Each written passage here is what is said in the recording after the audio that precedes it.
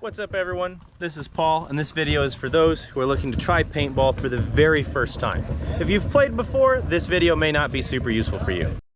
In this video we're going to cover what to expect, what to wear, the basic rules, safety rules, and then some basic tactics at the end on how to make your first day of paintball as enjoyable as possible.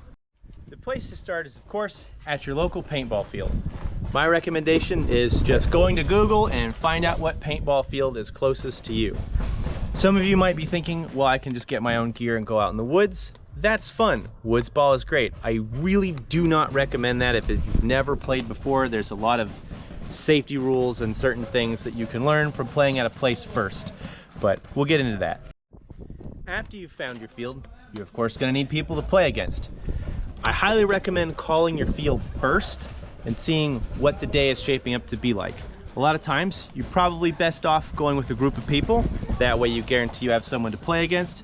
But most fields are popular enough that you can just show up by yourself as a walk-on and play with whoever else is there. Now, if you've never played paintball before, you probably don't have any equipment. Don't worry about that. Go to your local field and they'll have everything for rent.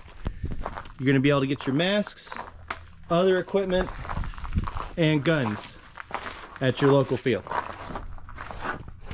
And if you're out in Tucson, Arizona, come on out to Disruptive Paintball and Airsoft. We have all sorts of good fields and rental equipment for you to come play with us. Now that you're at the field and you have your equipment, the next most important thing about paintball are the rules. And there are two extremely important safety rules that are going to be universal to paintball, no matter where you play and no matter what style you play. Number one is going to be to keep your mask on inside the play area. This is your standard paintball rental mask. And the other part is going to be outside the play area. You're going to keep your barrel bag on the gun. Don't take this off until you're ready to play. Follow those two safety rules and there's very little chance of you incurring any serious injury. Now, I want to stress even further how important it is to keep this mask on. Right here, this is the entrance to the field. You should not be walking past this point unless you have the mask on your face. The best way to have the mask on your face back here is to make sure that the strap is at the crown of your head and then the tabs are pulled apart and properly tightened. You should be able to shake your head around fairly violently without the mask wiggling or going anywhere, because you're going to be running around. You might trip, you might fall. You're just going to be in a fast action game and you definitely don't want the mask coming off for any reason. Now, paintballs are not dangerous to be hit with anywhere else, but they're not designed to hit the unprotected face. I don't want to scare anyone out of playing paintball, but they will take your eyes out, they'll break your teeth, they can break your nose, they can rupture eardrums. You do not want to get hit in the unprotected face without a paintball mask on. With the mask on, completely safe. If anything, it's probably the least painful place to get shot because you have the mask protecting you. Most fields will have additional safety rules. It's very important that you listen to the staff during orientation and listen to your referees at all times. A few common ones are ones involved around not bunkering. Bunkering is where you come up and you shoot somebody point blank.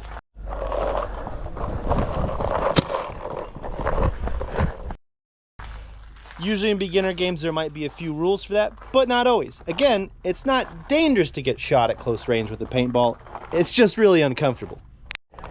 Now, the next safety rule that's fairly common, and also just tactically smart, is no blind firing. Blind firing, here you go, Matt, is where you're not looking where you're shooting. Now, there's a few reasons why you don't want to do this. You can stop for a second, Matt. The biggest reason is that it could be dangerous because you might hit someone whose mask has fallen off. So that's the safety concern. The other reasons is that you're not going to hit anybody. You're going to hit mostly nobody, your own team, the referees, players that are already eliminated, people on the sidelines. And if you're shooting up at an upward angle, Matt, demonstrate.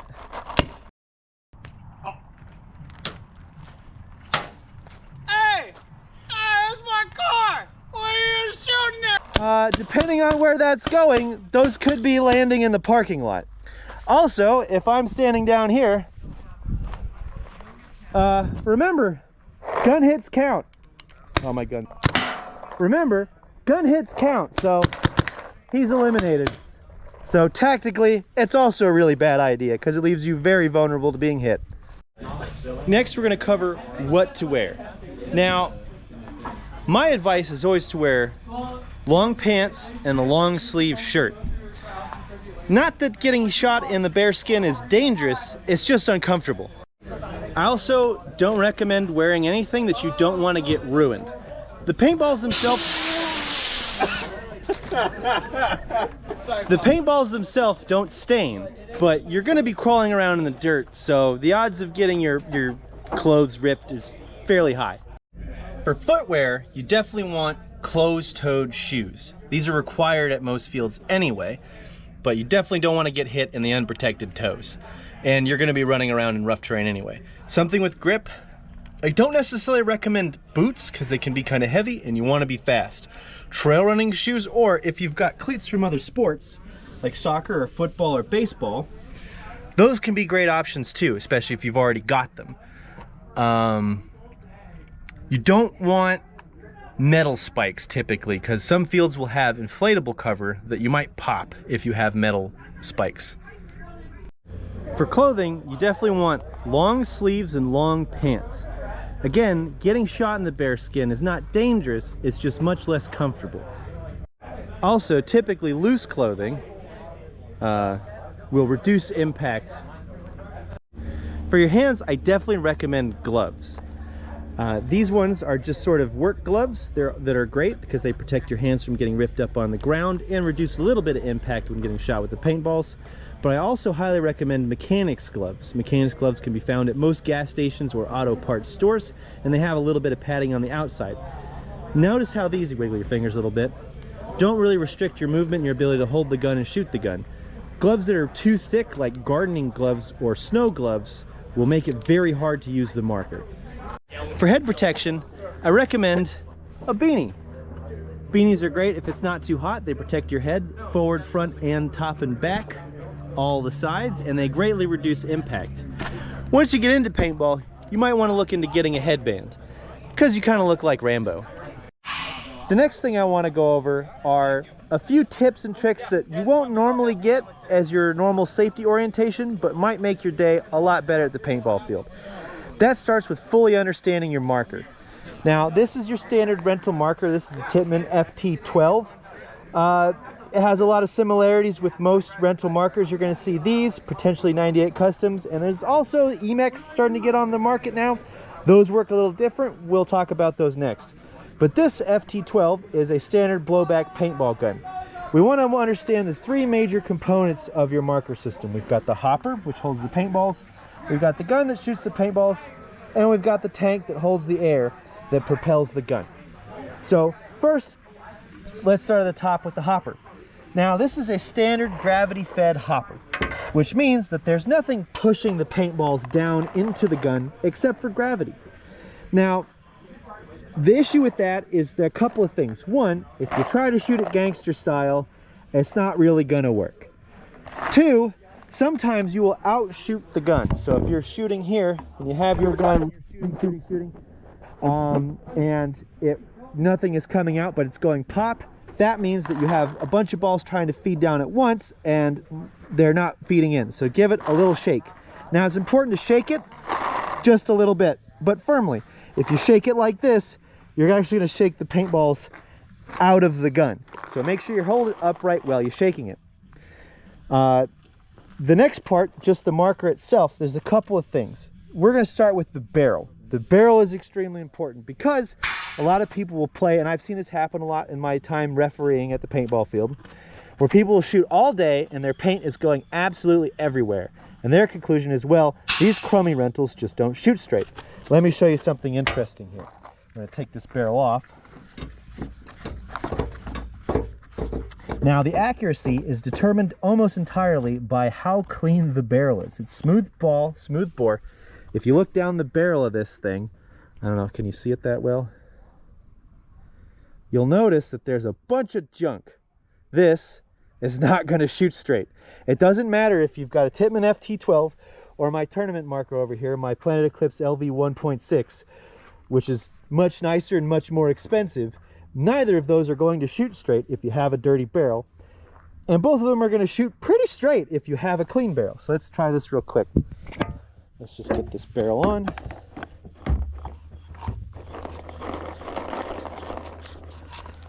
Take the safety off. Take the gun. Wow, that broke immediately. It's actually already going fairly straight. These tend to self-clean themselves. But if it's hooking off in random directions, your barrel is dirty. And what you want to do is clean that barrel. This is a barrel swab. You can buy these at most fields, but if you just ask your ref or an experienced player nicely, they'll probably let you borrow it. What you're going to do is take the barrel swab,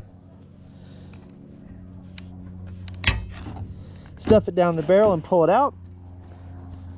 Look at all that. Now it's orange paint on an orange swab, so you don't see it that well, but that took a lot of paint out. I'm going to take this barrel off real quick. Now, look at that versus how it was before. See how it's that mirror smooth? Now that's going to shoot straight. Now that we've got a straight shooting gun, you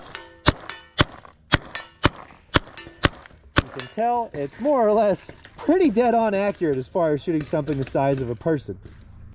The next part of the marker we're going to go over is this on top here. This is the charging rod. Now, sometimes these old markers will come uncocked, meaning it will shoot the paintball, and instead of resetting all the way, it won't quite go far enough and it will uncock. This also happens sometimes if you mash the trigger a little too quickly. You want to take this back and it will stop right there. Where the point where it stops, you want to pull it a little bit further. That will recock the marker and keep it shooting. Now also you'll notice here that this marker does have a safety. So just like a normal firearm, but if you haven't used a normal firearm, pushing in on the trigger side will lock it, and pushing on this side will put it back onto safe. Nope, we got a game starting in the background back here.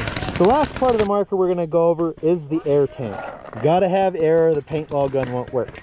We'll see this one here is a little bit above the 1. It's probably time to go get some air. Now it'll still shoot down to about 500-ish depending on the marker. But these will fill to 3,000, and that's typically where you want it to be. If it's above 2, you're probably fine for the next game. If it's below that, get some more. The best time to get more air always is when there's no line. Now, some parks will have you hand it to the referee or staff in order to fill it, but here we just let you fill it yourself. Now, in order to fill the marker, just trying to figure out how to do this while I'm holding it. You want to stand the gun up straight. Take the edge here, grab it in these 3 fingers in the quick disconnect, pull this tab back. Spinning it doesn't do anything. Pull it back. Put it on. See how it clicked all the way forward and I can tug on it, it won't go anywhere. Now you know you're set. Over here, you've got the lever. Push that down, you hear it fill up like a glass of water. Now, at this field, and I'm sure every field, at least I would hope so, has some sort of limiter on it. So this has a limit. This will only fill 3,000 PSI. That's what's coming out of the hose. That's what's coming out of the big tank down there. So you can't overfill this and have it explode. So don't worry about that. You're gonna take it off, same way you got it on. Sometimes you have to jiggle a little bit. You want it straight forward and backward. If it's off to one side, it's gonna be harder to get off. And that's most of the really important things you want to know about your markers. So we've got the gravity fed hopper that you got to shake up and down, not forward or backward. You have the gun that you want to make sure the safety is off or on, depending on where you are. And we have the tank that you want to keep filled up before your next game. And we've got the barrel that you want to keep clear so you actually shoot straight. The last thing to look out for is if your hopper is dirty. Now, this can sometimes happen when you pick up paint from the ground, so definitely don't do that. That's still not going to shoot straight. But if your hopper is dirty, sort of like this one here, or how we like to call it, a sauced hopper, that means that a paintball is broken in there. All these paintballs are filthy, and they're always going to be filthy. If this happens, next round, try to get your paintball hopper cleaned because none of these are going to shoot straight. Even if you clean your barrel, the paintballs themselves are dirty and they're not going to go straight. Even get this thing to malfunction on purpose. Didn't shoot at all. Pull the cocking rod back, shoots. Those paintballs are going absolutely everywhere. The last thing to listen for, I don't know if I can get this to do this maybe when it's low on air. There, it skipped a little bit. There. So those usually, when it skips like that, and you'll hear it go off, it'll go like it sounds like a machine gun. It's not shooting that fast. That means you're out of air, and the bolt isn't going back far enough to reset the sear, which is gun stuff for it, does not recock all the way. For this next part, we're going to draw a little bit in the dirt. So, the main thing in paintball to winning is that to understand that it is a game of angles. So, this is a terrible stick. Here's a better stick. So, if we have some cover right here, right? This is the cover someone's behind, and you're up here. You can shoot them there and there. So this is the safe spot. If you move out, you shrink that safe spot. If you move out and then up, you shrink that safe spot even more. So this now is the only part that is safe. That is what you want to do more than anything else, is make the amount of space that they can stand safely as small as possible. In order to do that, we're going to move up and we're going to move out, or out then up, or just diagonally out and up. So pushing up and getting to the sides, the flanks, is the most important tactic. Thanks for watching my video. I forgot to record an outro at the field, so we're just here in my backyard. But my goal with these videos is eventually to set up a series to teach you everything that I've learned about paintball, but also answer all the questions that I get asked on a weekly basis, being someone who referees at a paintball field and someone who runs a paintball team over everything. So next one's probably going to be like looking at getting your own gear to become a rec ball player, getting into how to get into speedball if you want to do that, how to get into scenarios if you want to do that, how to get into woods ball if you want to do that, and just everything paintball that I can think of and put into video format. Before we go here, and I was nice enough to put this at the end of the video, so please be nice enough to watch it. Shout out to a few sponsors. Disruptive Paintball, of course, that's Disruptive Paintball and Airsoft out on Tangerine. So if you go to the shop that's like in the middle of Tucson, that place isn't there anymore. That's not the place we're shouting out. This is the paintball field out on Tangerine. We've got rec ball fields, speedball fields out there, and all sorts of fun games happening every single weekend. Shout out to Defy. When I get into how to start a team, that'll become a lot more relevant. And shout out to Das Paintball. Again, probably next video when we get into buying gear to get started. They have a whole bunch of masked parts and other cool things at Das Paintball. It's Desert Adrenaline Sports, or daspaintball.com. We'll get into that then. And then Rip and Jerky. I think it's ripandjerkyco.com. I'll put the actual link somewhere in this video. That one you don't need to wait for any other video to understand that. It's just really good beef jerky, so give some of that a try. And I think we still have a discount code, so I'll include that down in the description below too. And that, yeah, thank you for watching my video, and I hope we see you again.